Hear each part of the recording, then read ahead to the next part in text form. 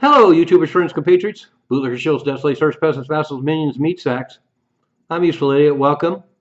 And today I want to talk about the fact that a staggering amount of money was spent on this election cycle, and this total is over $15 billion. But that's for presidential election as well as congressional elections. But that's some real money there, and it's an all-time record.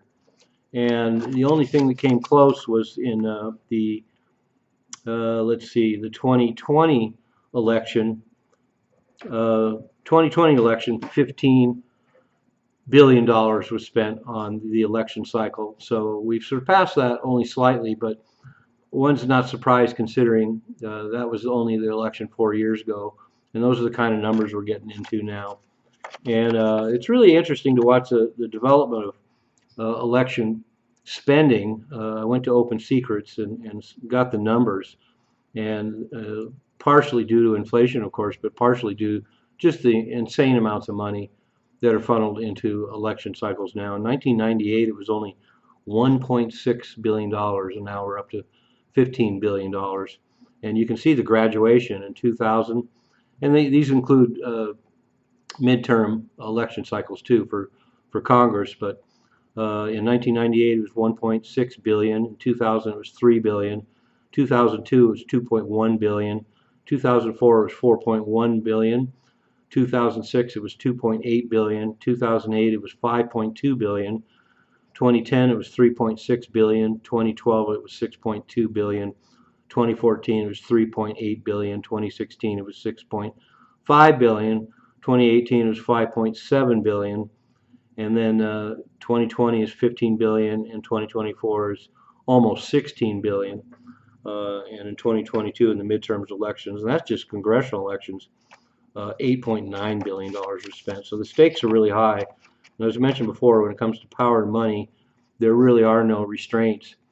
But when I think about this amount of money, first of all, it's just really a shame that kind of money couldn't be put to better use to something so superfluous as these campaign ads. It's just disgusting, and I would love to see Americans dip into their pocketbooks and give $15 billion to a lot more worthy causes around the country than that. And of course, for the DNC, that was their only strategy, to spend as much money as possible trying to get Kamala elected, because that's all they had was campaign ads. And up until the last month or so, she wasn't out there doing interviews and talking to the press and everything else. So they pretty much had to rely almost completely on campaign ads.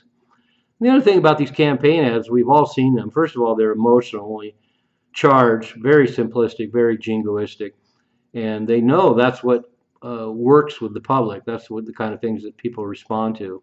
Of course, they have to be short, so in a lot of ways they have to be simplistic, but still they're mind-numbingly simplistic and go for the emotion. And I would argue that they're dubious value, because the fact is, particularly in an election like this, most people already know who they're voting for.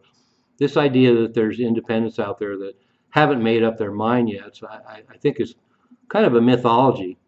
I think independence is actually just a euphemism for people that don't care, people that don't vote, people that aren't informed, and if they do vote, it's probably going to be something random. But I just really can only imagine that the campaign ads that we see out there would only be effective against the most feeble-minded people out there. And of course, we also know that Harris campaign spent 4 times as much on campaign ads as the Trump administration, and it still didn't win it for her. And we all saw considerably more ads for the Harris campaign. Of course, part of that is most of the media outlets and social media outlets and Google and YouTube and everyone else, they're all on board with the Harris Walz campaign, and so of course they're going to have a lot more ads. But it was ridiculous this year. Didn't see that many Trump ads. Just saw endless ads for Harris and Walz. And I have to say that the Trump ads in themselves were a lot more effective, just like the fact that Harris didn't really have any policies. The campaign ads didn't really have that much substance either. It was mostly a vibe and word salads and vague comments, just like she does in person, were put into these campaign ads. But one of the other problems I have with this, of course, is it's a huge windfall. So all these shitty media outlets and all these media outlets that spew nothing but misinformation and propaganda, this is a huge financial windfall for them because all these billions of dollars go to them to pay for these ads. And so the least deserving component of this whole election are the ones making the most money. And the other part of it I don't like is that it's fleecing the citizens. So emotionally, they think they need to chip in to these campaigns, and they take these donations right up to the last day of the campaign. And so this money's pouring in from all these poor citizens, a lot of them who can't really afford it, particularly under the policies of Kamala Harris and the Biden administration. But it's a total fleecing of the American population. And then a lot of the other money that goes into these campaign funds comes from these dark pools and these elite circles and corporations, a lot of them anonymous, giving this money through these dark pools. But unlike the citizens who don't really get much back for the money they put in, all these corporations and all these elitists that give campaign money, they're essentially bribes. They give that money expecting something in return. And so that's another dark side of these campaign contributions that I just really do not like. But one of the interesting side notes about this campaign is that apparently, even though the Kamala Harris campaign raised well over $1 billion and put them into these ads, somehow in the end, they ended up $20 million in debt. So I don't know if there'd be any investigations into that or not.